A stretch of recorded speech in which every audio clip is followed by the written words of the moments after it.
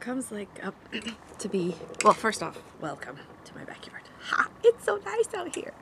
It's not too hot. There's beautiful clouds. There's even an airplane in the sky.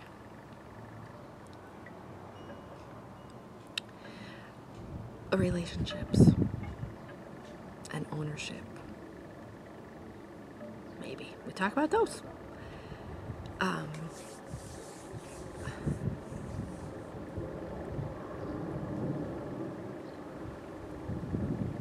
Relationships don't have to be hard or painful or irritating.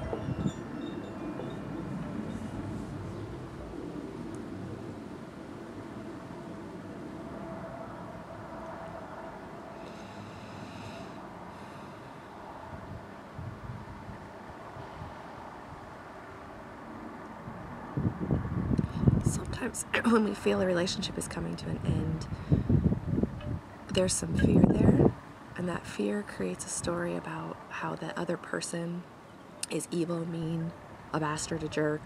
It could be a boss, it could be a husband, it could be a wife. You feel the relationship coming to an end, whatever that means for you.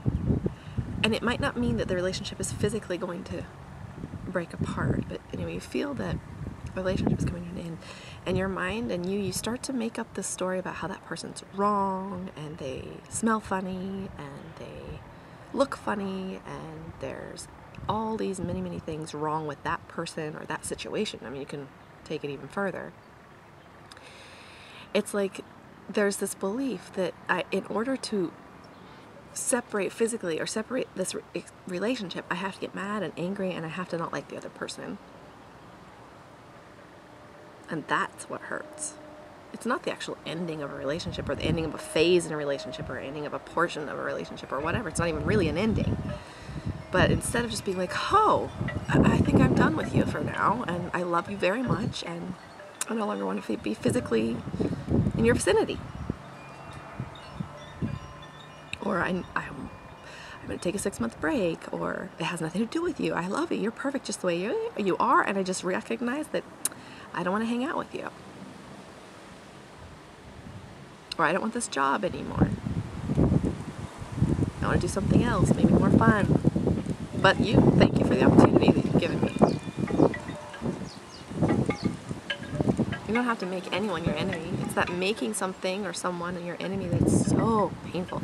It's like I remember waking up to this in the middle of an argument with my husband. I recognized that I was struggling. I wanted to be right. Oh, I do this with my children still. Oh, I want to be right so bad sometimes. But you know what?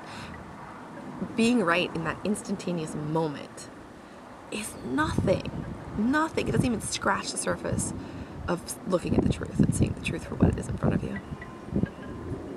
That's where Yama Bliss lives. Being right is like a turd compared to that. So I was in the middle of an argument with my husband, and I was like, oh, honey bunny, what do you really want right now? Like, what's going on? And I noticed that in my experience, I had made my husband like very far away, very dark, very separate from my experience. He was my enemy.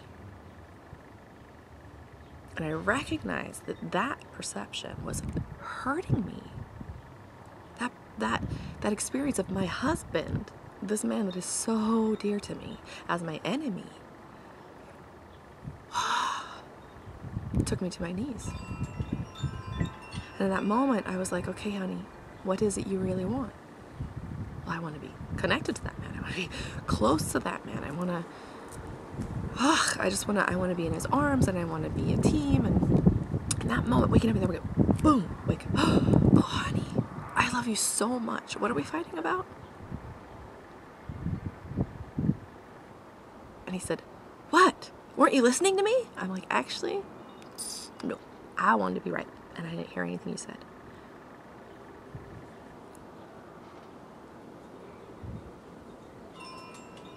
And waking up in the middle of an argument like that can be really interesting. The argument just kind of falls away, just bloop, and there's like this empty space where that argument was trying to be. So for me, when I'm arguing with somebody and making them my enemy, I haven't had another answer besides be connected with that person. But it could be that when you get really clear about yourself, what do you want? It's like, oh, I love this person, but I don't want to spend more time with them. Like, I'm really okay to just move on with my life and for, to set this person and myself free. And it's when you're real clear and you see that other person, no matter what you think they're doing, isn't your enemy, then you set yourself free right there. And if you're going to move on with, let's say, a divorce or separating and whatever, it's going to be so harmonious. Of course, there's still going to be pain and all that stuff that comes up with grieving something, or not. But the process through it is so gracious. It's like you remain focused on the fact that other person is not your enemy. No matter how that other person might think that you're their enemy, but what's that got to do with you?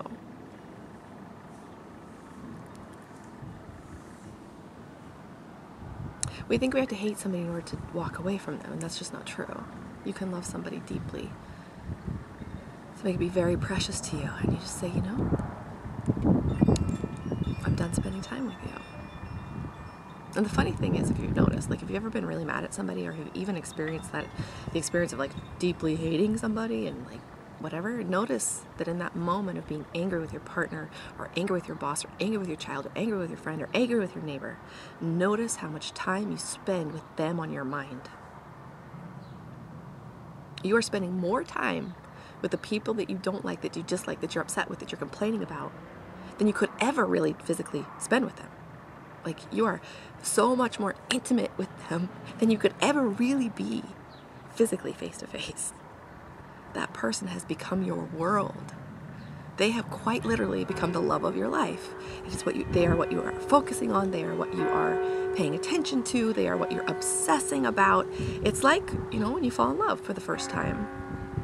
Except now you're falling into hate and complaining and enemy making and whatever. But you're giving them it's like they become that one and only person in your life.